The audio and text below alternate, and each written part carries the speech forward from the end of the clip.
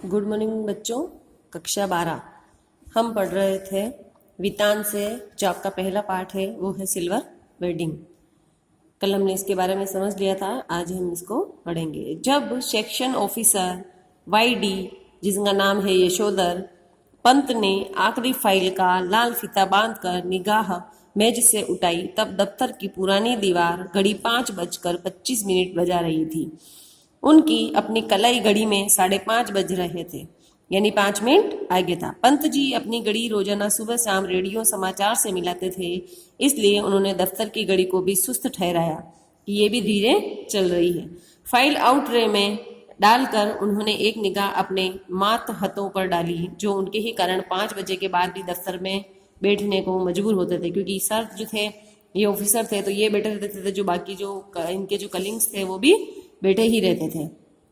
चलते चलते जूनियरों से कोई मनोरंजक बात कर दिन भर के शुष्क व्यवहार का निराकरण कर जाने की कृष्णानंद यानी किशन दा पांडे से मिली हुई परंपरा का पालन करते हुए उन्होंने कहा, आप लोगों की देखा देखी सेक्शन की घड़ी भी सुस्त हो गई है। जाते जाते वह अपने जो काम करने वाले थे उनसे मजाक करते हुए निकलते थे, ताकि दिन भर की जो थकान है वो इस मजाक से मिट जाए।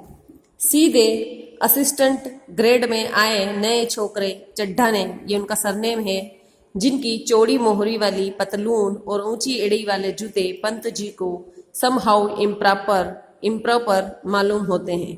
थोड़ी बदतमीजी सी की एज यूजुअल बोला, बड़े बाऊ आपकी अपनी चूनेदानी का क्या हाल है?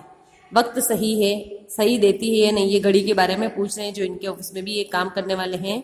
पंत जी ने चड्डा की धृष्टता को अनदेखा किया और कहा, मिनट टू मिनट करेक्ट चलती है। ये सब ऑफिस के वर्कर हैं उनके। चड्डा ने कुछ दृष्ट होकर पंत जी की कलाई थाम ली। इस तरह की धृष्टता का प्रकट विरोध करना यशोधर बाबू ने छोड़ दिया था। मन ही मन वह उस जमाने की याद जरूर करते थे जब दफ्तर में वह किशनदा को भाई नहीं साहब कहते और समझते थे। घड़ी की ओर देखकर वह बोला, बाबा आदम के जमाने की है बड़े बाऊ, यह तो अब तो डिजिटल ले आओ, एक जापानी सस्ती मिल जाती है।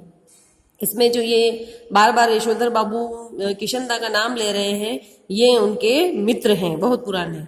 यह घड़ी मुझे शादी में मिली थी, वह पुरानी चाल के हमारी घड़ी पुरानी चाल की। अरे यही बहुत है कि हम तक राइट टाइम चल रही है, क्यों कैसी रही कि अभी तक सही समय बता रही है, तो पुराने से कोई लेना देना नहीं है। इस तरह का नहले पर दहला जवाब देते हुए एक हाथ आगे बढ़ा देने की परंपरा थी रेम जे स्कूल अल्मोड़ा में, जहां से कभी यशोधर बाबू ने मैट्रिक की परीक्षा पास की थी। इस तरह के आगे बढ़ते हुए हाथ पर सुनने वाला बतौर दाद अपना हाथ मारा करता था और वक्ता श्रोता दोनों उठाकर हाथ मिलाया करते थे। ऐसी ही परंपरा किशनदा के क्वार्टर में भी थी, जहां रोजी रोटी की तलाश में आए यशोधर पंत नामक एक मैट्रिक पास बालक को शरण मिली। जो यशोधर जो भी बात कर रहे हैं, जिनकी अपन बात कर रहे हैं, वो एक किशनदा नामक व्यक्ति थे, जो जिनके यहाँ पर इन्होंने शरण ली थी जब ये बच्चे थे। किशनदा कुंवारे थे और पहाड़ से आए हुए कितने ही लड़कों को ठीक ठिकाना होने से पहले उनके यहाँ रह जाते थे।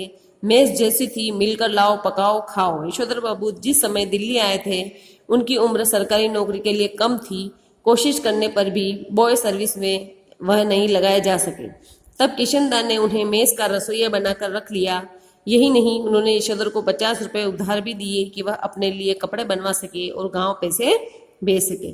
बाद में इन्हें किशनदा ने अपने ही नीचे नौकरी दिलवाई और दफ्तरी जीवन में मार्गदर्शन किया। यहाँ तक इनका आज परिचय हुआ है, इसके आगे हम जो है कल पढ़ेंगे। यहाँ तक आप एक बार इसको पढ़ना तो आपको स्टोरी समझ में आएगी। बहुत लंबी स्टोरी चलेगी, बहुत सारा इसमें पात्र है। ठीक है, थैंक यू।